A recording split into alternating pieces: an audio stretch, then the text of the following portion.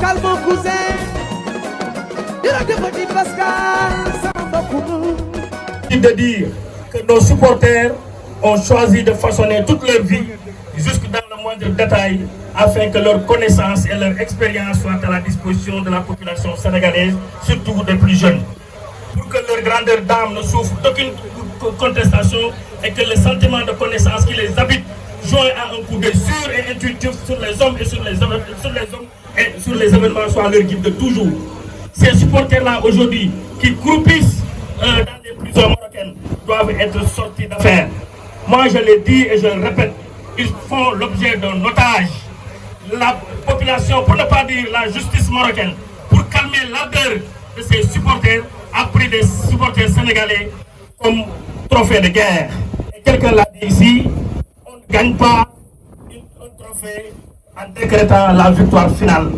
On joue et on joue, on joue. Les supporters sénégalais aujourd'hui, ils n'est que dans de bonnes conditions. Moi j'ai eu l'occasion de les rencontrer à 2 reprises. J'ai participé à leur audition, j'ai participé à leur jugement. Mais j'avoue que j'avais les larmes aux yeux parce qu'ils ne le méritent pas. Ils étaient partis pour défendre les couleurs du Sénégal. Ils ont été transportés par l'État du Sénégal. Ils ont été logés par l'État du Sénégal. Et cet État du Sénégal doit impérativement les accompagner. Quelles que soient les circonstances. Il ne faut pas que nous l'âme les vies. Il faut dire les choses telles qu'elles sont. Aujourd'hui, il n'en est pas question que ces garçons-là restent plus d'1 mois en prison. Ce n'est pas normal. Normal, je l'ai dit et je le répète. Donc, aujourd'hui, je vais terminer pour vous faire comprendre que moi, je le sais et vous le savez tous, qu'entre les supporters sénégalais et l'équipe nationale du Sénégal, c'est une histoire d'amour qui existe. Ça depuis les temps immémoriaux. Ça veut dire quoi? C'est comme si un jeune époux disait à son épouse, tu es l'homme qui étanchement soif irréel, l'endroit où l'idéal se confond au réel pour donner à ma vie une saveur lyrique. Merci beaucoup. dama ne tey xam ngeen ne li ñu fi indi ci weeru koor bi mooy pour demander ñu libérer suñu supporters yi nga xamante ni nii dañu leen a téye en otage. dañu leen téye en otage parce que xam nañu ne ni ñu leen jàppee teguwul ci dëgg teguwul ci yoon. xam nañu ne li tax ñu téye leen Maroc parce que dañu leen a gagné li nga xam ne moom mooy Coupe d'Afrique bi bu fekkoon ne ñoom ñoo gagné heure bii nii suñu supporters yi ñibbisi nañ bu yàgg. kon nag lii du question que parce que dañu leen a téye légalement mais dañu leen a téye en otage parce que dañu perdre li nga xamante ne nii moom mooy CAN bi. si loolu nag dañuy woo ñi nga xam ne ñoom ñooy suñu autorités yi dañuy woo le président de la république xam nañu ne wala dégg nañ ne mi ngi def ay effort pour demander grâce mais dañ koy ñaan mu gën a dundal li nga xam ne moom mooy effort yi. bu fekkee ne nag royaume bi Maroc dañu lànk ne duñu libérer ñi nga xam ne ñoom ñooy suñu otages yi ñu dee am na ay voies juridiques yoo xam ne yu légal la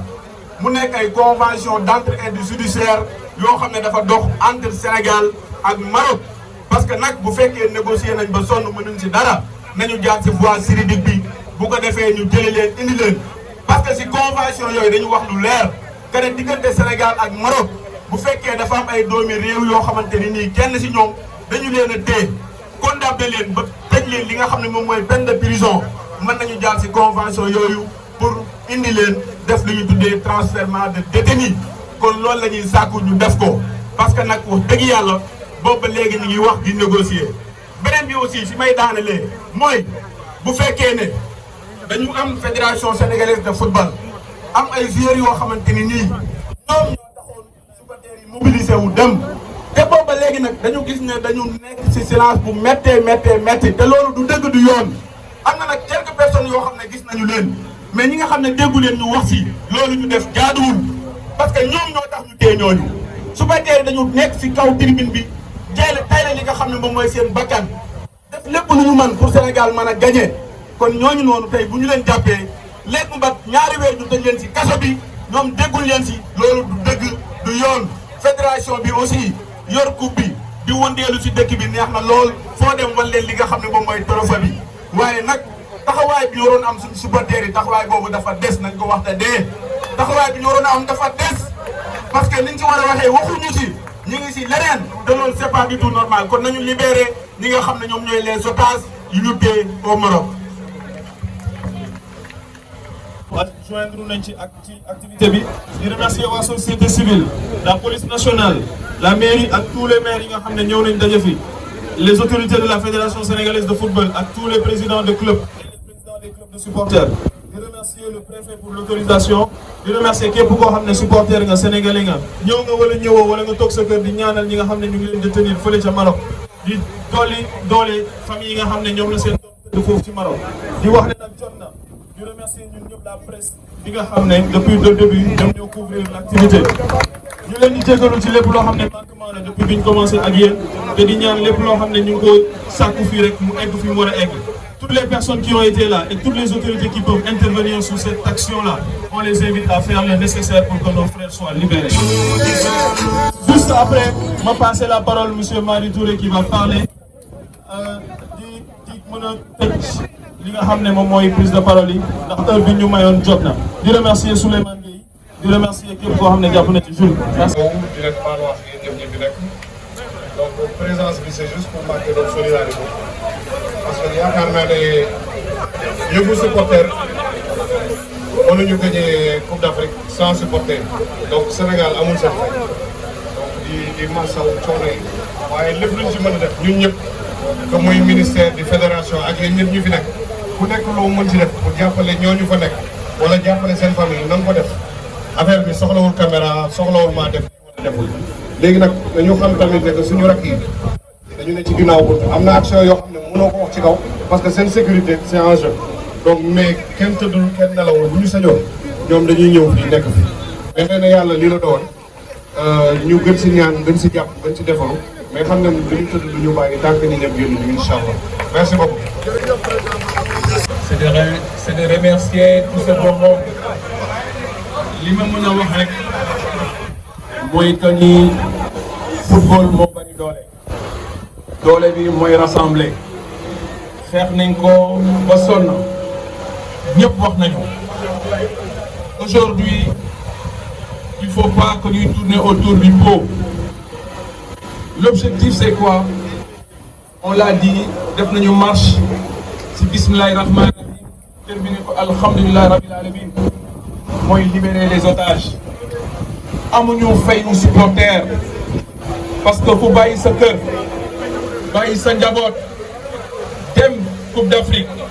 li doon am nii Maroc mi ngi doon am ci football gis nañu sorte violence bu nekk ci àddina bi mais mosuñu tey ay supporters li may ñaan nag mooy le roi Hassan II je pense que c'est un roi le roi Mohamed VI je pense que c'est un roi intelligent et que je pense qu'aujourd'hui avec le président Diomaye Faye dinañu trouver un consensus pour qu'on puisse libérer nos supporters jot na parce que sànq ba may xool may waxtaan sama benn xarit nee na la finale c'était le 18 janvier et il y a 18 supporters donc 18 supporters yi war nañ leen bàyyi te incha allah am naa si yaakaar état du Sénégal mi ngi liggéey pour que ñu libérer leen et balaay koor gi jeex incha allah dinañu libérer supporters yi nañu ànd ak dal mooy def lépp def nañu marche yi amul violence donc Sénégal du dëkk violence donc bu ñu xoolee li mënut a am tey nañu xool que li gën mooy que ñu bàyyi suñu supporters pour que les familles soient tranquilles je vous remercie à tous et vous dire inchallah dinañ ci tasewaat pour fêter la libération de ces otages qui sont au Maroc merci à vous.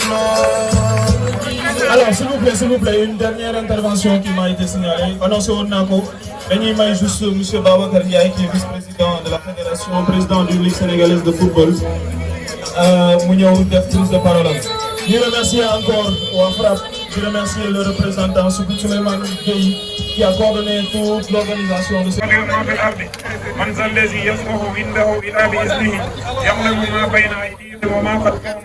ولا يحيطون بشيء من علمه إلا بما شاء وسع كرسيه السماوات والأرض ولا يؤوده حفظهما وهو العلي العظيم بسم الله الرحمن الرحيم قل هو الله أحد الصمد لم يلد ولم يولد ولم يكن له كفوا أحد بسم الله الرحمن الرحيم قل أعوذ برب الفلق من شر ما خلق ومن شر حاسد إذا وقب من شر النفاثات في العقد ومن شر حاسد إذا حسد بسم الله الرحمن الرحيم قل أعوذ برب رب الناس ملك الناس إله الناس من شر الوسواس الخناس الذي يوسوس في صدور الناس إلى الجنة والناس نصر من الله وفتح قريب وبشر المؤمنين اللهم إنا نسألك من كل هم فرجا ومن كل ضيق مخرجا ومن كل خسر يسرا ومن كل فاحشة سترا ولا كل خير سبيلا برحمتك يا أرحم الراحمين يا رب العالمين. اللهم صل على سيدنا محمد وعلى ال سيدنا محمد كما صليت على سيدنا ابراهيم وعلى ال سيدنا ابراهيم في العالمين انك حميد مجيد. اللهم بارك على سيدنا محمد وعلى